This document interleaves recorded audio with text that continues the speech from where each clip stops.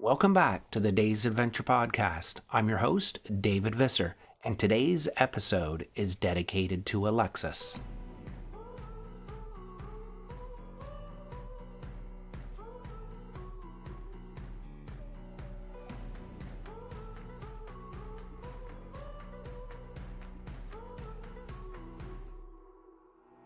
Last time on the day's adventure, we stood in awe beneath the ancient baobabs, watched a majestic eland stride across the golden grass, and had a hilarious standoff with a gang of lunch-thieving vervet monkeys.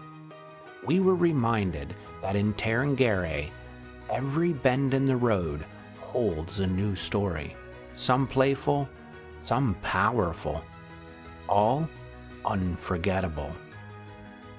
But nothing quite prepares you for what happens when the trail leads to water. Leaving the quirky warthogs behind us, tails high and strutting like they own the place, we pushed on, rolling deeper into the heart of Tarangire. We passed small herds of zebra wildebeest, their bodies shimmering in the rising heat.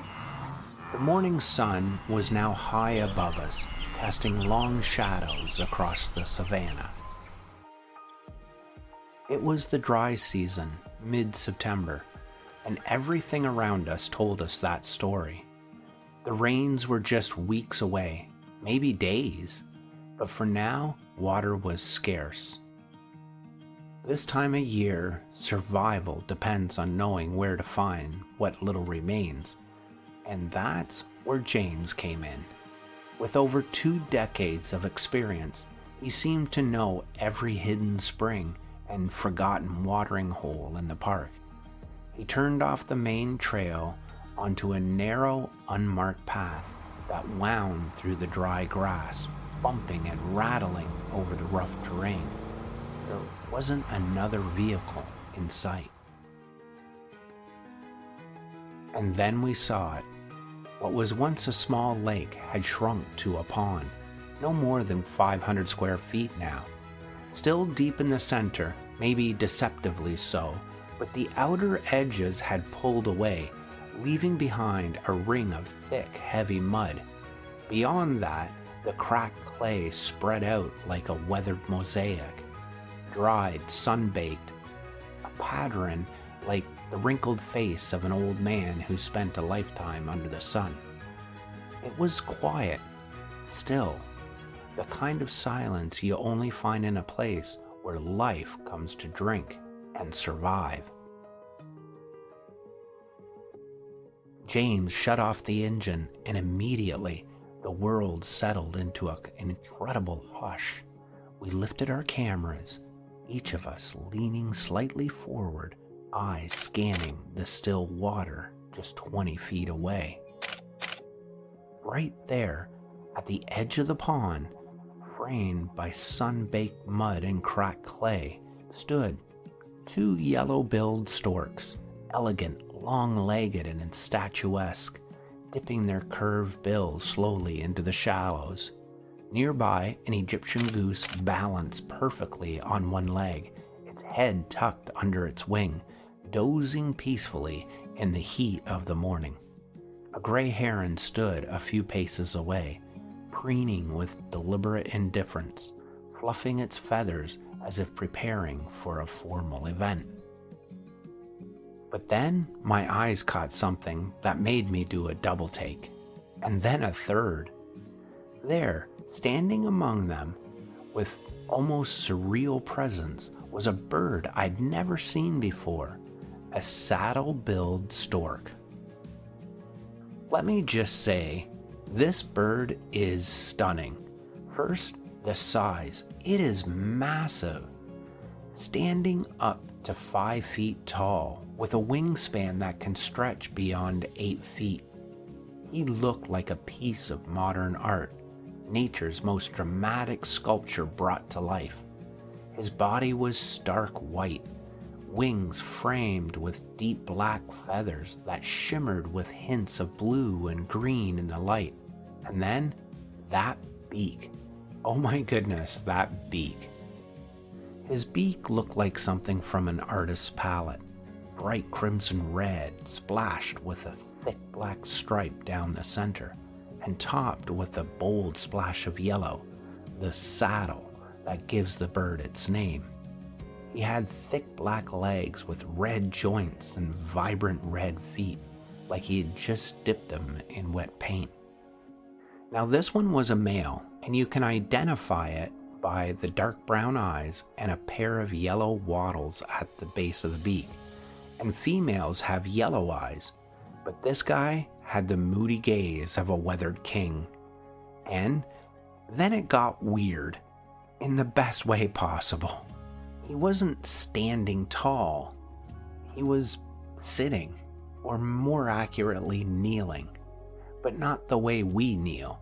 His legs were bent in reverse, tucked beneath him with those giant red feet stretched out in front of him like paddles. He just kinda sat there, watching us, tall and still, like some long-legged sentinel at the edge of the pond. Part statue, part spectacle. If I didn't have the photos, I'm not sure I could convince anyone I actually saw him. There was a strange elegance to the way he held himself, majestic yet almost comical, like nature's idea of a joke wrapped in royalty. He didn't move much, just tilted his head now and then, as if mildly entertained by our presence. What struck me the most was his stillness. Unlike the goose or the heron, the saddle-billed stork didn't preen or feed or even fidget. He just watched, with a kind of poised, detached dignity. And here's something wild. These birds don't make a sound. Literally, the saddle-billed storks don't have a syrinx, the vocal organ most birds use to sing or call, so they're completely mute. The only sound they're known to make is a clattering of their bills near the nest. Even the chicks don't chirp, they hiss, which quite honestly just adds to their mystique. They're loners too. You'll almost never see them in flocks. At most, they'll be in pairs, usually a lifelong bonded couple, and that's it. No chaos, no drama, just quiet, towering elegance. I felt lucky, truly lucky to see one so close. It was one of those encounters where time seems to just pause just for a little bit. While the other birds went on about their business, the saddle-billed stork was like that sentinel, still, observant, ancient. He may not have made a sound, but in that silence, he somehow just kind of stole the whole scene. Some interesting things about saddle-billed storks. They're patient hunters. They don't rush. They wade slowly through shallow water, standing almost statue still for long stretches before striking with lightning precision. Their favorite meals are catfish and other large fish, but they're opportunistic feeders. Frogs, insects, small birds, even reptiles can all end up on the menu. That enormous bill isn't just for show. It's a perfectly engineered tool, long enough to snatch prey from deeper water while keeping the bird's body dry. What amazed me was just how long-lived these birds are. In the wild, a healthy saddle-billed stork can live up to 30 years, sometimes longer, and they don't rush into relationships either. When they do pair up, they usually mate for life. No flashy courtship dances, no elaborate songs, just quiet loyalty. They build massive nests together high in strong trees near water, repairing and reusing the same nest year after year, adding to it as season by season, like caretakers of a long-held home. Breeding happens during the dry season, when water sources shrink and the food becomes easier to find. The female typically lays 2 or 3 eggs, though she can lay up to 5. Both parents take turns incubating and feeding the chicks, who start out white and gradually darken as they grow. By about 3 months, the young birds are ready to fledge, but they often stay near their parents for a year or more, learning the rhythms of the wetland life. And yet, despite all of this, despite their size, beauty, and longevity, the saddle-billed storks are surprisingly scarce. They need large, undisturbed wetlands to thrive, and when those disappear, so do they. Seeing one like this, so calm, so close, felt like being granted access to something rare and fragile. We stayed there longer than any of us expected, cameras clicking softly at first, and then slowly lowering, because some moments asked to be remembered, not just recorded. And this quiet encounter with one of the most extraordinary birds I had ever seen was absolutely one of those moments.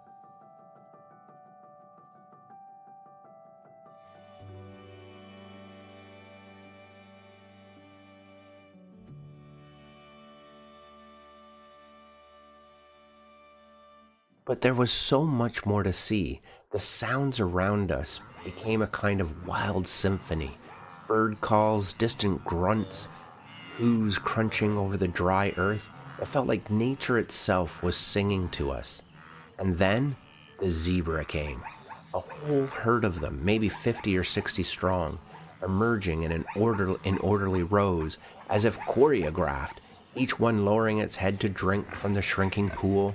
Their black and white coats rippled in the heat haze, and the symmetry of their stripes reflected back into the water, like a moving painting.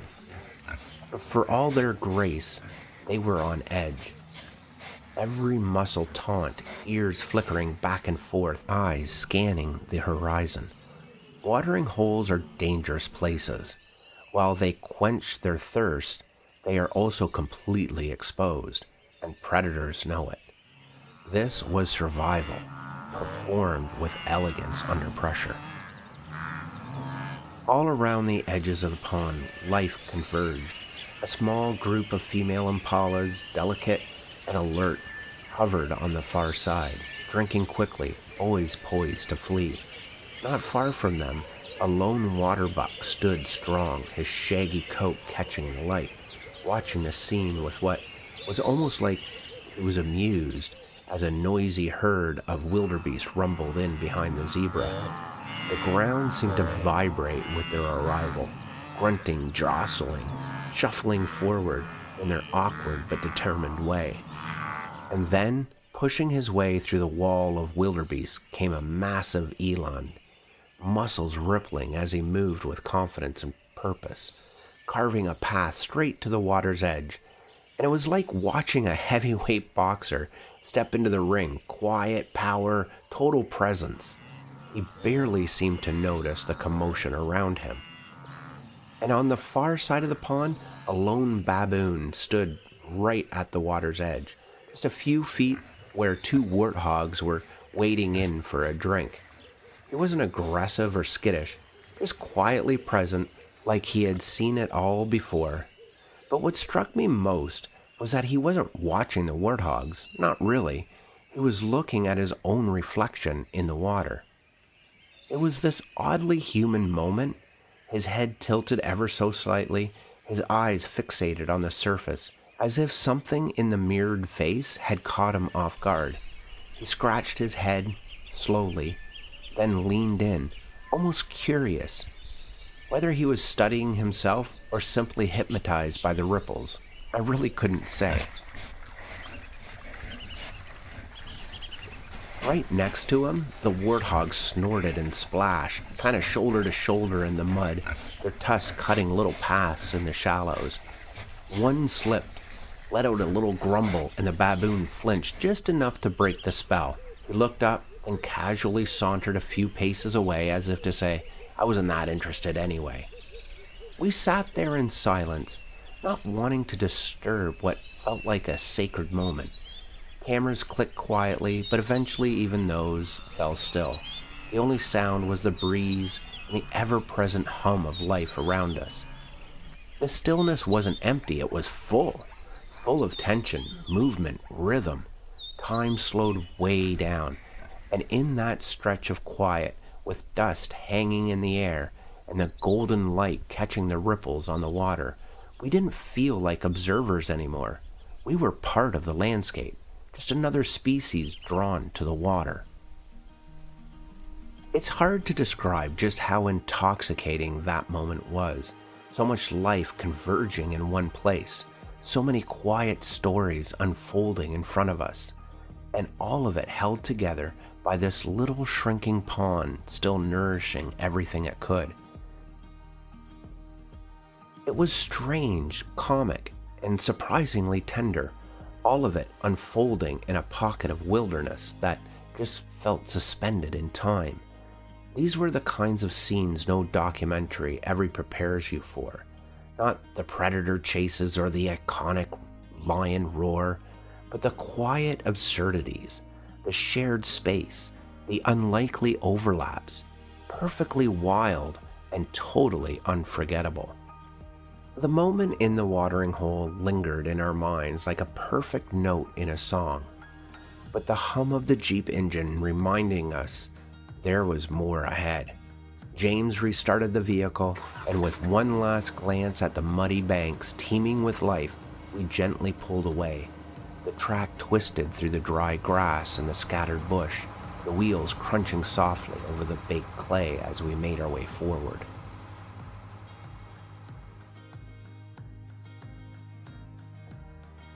Not far from the water, perched boldly on a thorn-stripped acacia branch, we spotted our first new subject, a western yellow-billed hornbill. Its oversized curved bill, vibrant yellow with a splash of orange near its base, was unmistakable. This character, made famous as Zazu in The Lion King, looked every bit the part, alert, theatrical, and commanding attention. These hornbills are common across the dry savanna and the woodlands of northern Tanzania. But seeing one so close, framed perfectly against the bare thorns, made for a fantastic shot. And if you get a chance, check out our YouTube channel, and you'll see all the photos there. Just down the path, we encountered a flock of helmeted guinea fowl, those delightfully odd, polka-dotted ground birds with iridescent plumage and bright blue faces. They scattered ahead like a small parade, heads bobbing and feathers fluffed as they scurried across the dirt. They're highly social birds and travel in flocks, foraging for insects and seeds. Their feather pattern, like nature's own beadwork, glinted as they darted into the bush. As we slowed to watch the guinea fowl, we noticed another hornbill perched on a leafy tree. This one was clearly different. A closer look confirmed it was a northern red-billed hornbill, distinguished by its paler head and overall lighter plumage. Its red bill was thinner and slightly curved, and the bird was actively picking at green berries, tossing them back like candy. Hornbills play a key role in the ecosystem as seeds disperse, and their presence always brings a little charm to the scene. Watching these two species, similar yet distinct, back to back was a real treat. Rounding a bend, James slowed and pointed down into a dry valley framed by scattered trees. Below us was a small herd of elephants, 2 large females, accompanied by 4 very small calves. One calf in particular stood out. James had guessed it had been born in the last 24 hours. It clung to its mother like Velcro, wobbling with every step, barely steady on its feet. Its wrinkled skin was still damp in places, and small remnants of an umbilical cord still hung from its belly. It was rare to see a newborn this young out in the open. What made it even more unusual was the herd composition. Just 2 adult females with 4 calves. Elephants usually form matriarchal family groups, where the older females help raise the young collectively. So this small cluster could have been a splinter group temporarily away from a larger herd. James noted it was likely the result of environmental pressures, drought, predator movements, or the search for isolated watering holes that drew them away. Whatever the case, the sight was very intimate and moving. The mothers moved with purpose, their large ears fanning slowly as they led their tiny charges deeper into the dry valley. The smallest calf stumbled over a root and let out a small trumpet, but it was quickly soothed by the nudge of his mother's trunk. We stayed still, watching in silence from a respectful distance, feeling as if we stumbled upon a sacred family moment. As we left the valley behind and wound our way through the narrow corridor of dry bush and baboa trees, none of us were prepared for what came next. The path curved gently to the left, and then suddenly the world opened up. It was like stepping straight into a National Geographic special. The Tarangire River Valley stretched out before us in a sweeping panorama, with winding, muddy waters shimmering in the midday sun. Herds of animals, hundreds of them, dotted the landscape in every direction. Elephants, zebras, wildebeest, impalas, waterbucks, giraffes, all gathered like pilgrims at this sacred artery of life. The scene was alive, truly alive. Birds soared overhead, ostriches paced the dried riverbeds, baboons scampered along the banks, warthogs wallowed in the shallows, and at the heart of it all, the river pulsed like a lifeline through the parched savanna. It was overwhelming in the best possible way. I didn't know where to look first. Every frame was a postcard, every moment was a story unfolding. This was more than a watering hole. This was the beating heart of Tarangire, where predator and prey, strength and fragility, youth and age all gathered in a fleeting moment of uneasy peace. But if the valley was the stage, the giraffes were the headlining act. Graceful, gangly, and oddly elegant. We watched mesmerized as two of them approached the riverbank with their slow, almost theatrical stride. Getting a drink for a giraffe is no simple task. With legs that long and necks that tall, they have to splay their front legs wide, lowering themselves into an awkward slow-motion bow, like dancers rehearsing a choreographed ritual.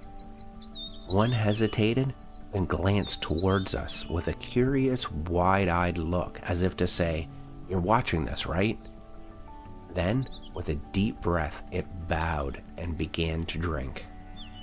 All around them, life pulsed at the edges of the riverbed.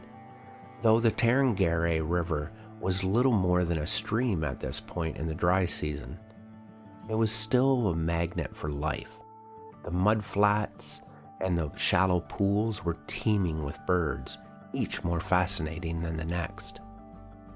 Among them were the crowned lapwings, strutting confidently across the cracked clay like they owned the place. These ground-loving birds are known for their sharp, high-pitched calls and their unmistakable black and white crown markings. They often nest right out into the open, defending their territory with fierce bravery that belies their size. Watch them long enough, and you'll see them fake a broken wing or lure predators away from their eggs. Now, not far off, a small group of African spoonbills sifted delicately through the shallow water, their long, flat bills sweeping side to side like underwater windshield wipers. Their movements were so rhythmic, so purposeful. These pale, elegant birds fed by touch, snapping up tiny fish, aquatic insects with each graceful pass. With their crimson legs, pink-tinged wings, and absurdly shaped beaks, they looked like something straight out of a painting. But they were real, very real, and very busy.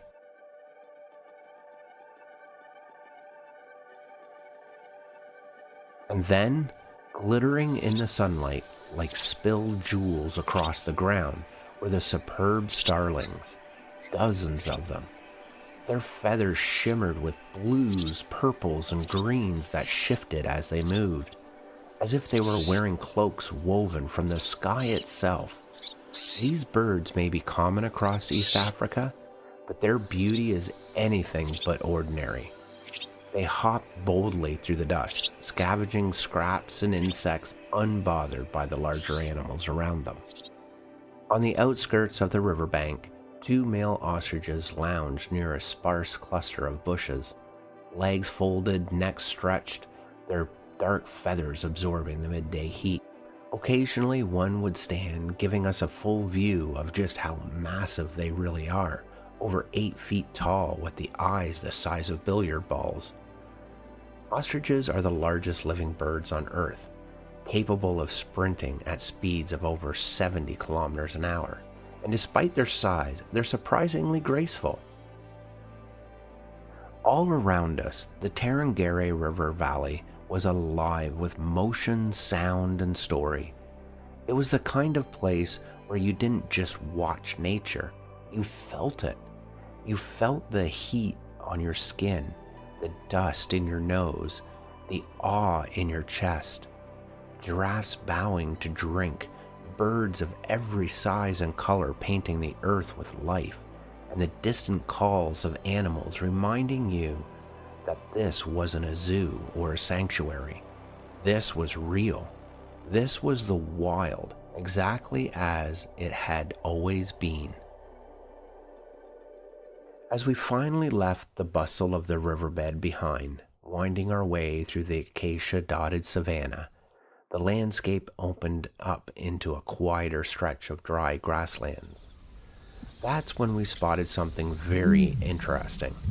Off to the left, a massive male ostrich, completely in his element, kicking up a storm of dust as he gave himself a full-on dust bath. It was wild to watch. This 8-foot-tall bird, with its jet-black feathers rolling and thrashing in the dirt, wings flapping, sending clouds of fine sand flying in every direction. Ostriches do this not just for fun, though it sure looked like it was. They take dust baths to clean themselves. The fine particles help absorb excess oil, remove parasites, and even act as a kind of sunscreen to cool and protect their skin. It's a vital ritual, especially in the intense African heat. And let me tell you, when a creature that large decides it's time to roll around, the savannah notices. It was like watching a dinosaur do yoga. But just as the dust began to settle, something massive caught our attention. Emerging from the sparse tree line was the largest elephant I had ever seen. He was a true titan of the plains. His ears flared like sails, his tusks curved long and low, and at every step sent vibrations through the ground. As he moved through the grasslands, a small group of impalas stepped respectfully aside, utterly dwarfed by his presence. It was as if the landscape itself shifted to make room for him. I managed to get a few incredible shots, and you can see them on our YouTube channel at The Day's Adventure 1272.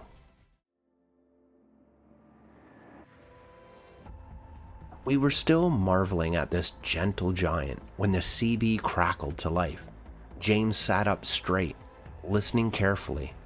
Then he turned to us with a look that said it all. "Big 5 straight up ahead," he said, already shifting gears. And just like that, we were moving again, heading south towards one of Tarangire's most iconic and unforgettable features. What lay ahead would be a moment we'd never forget.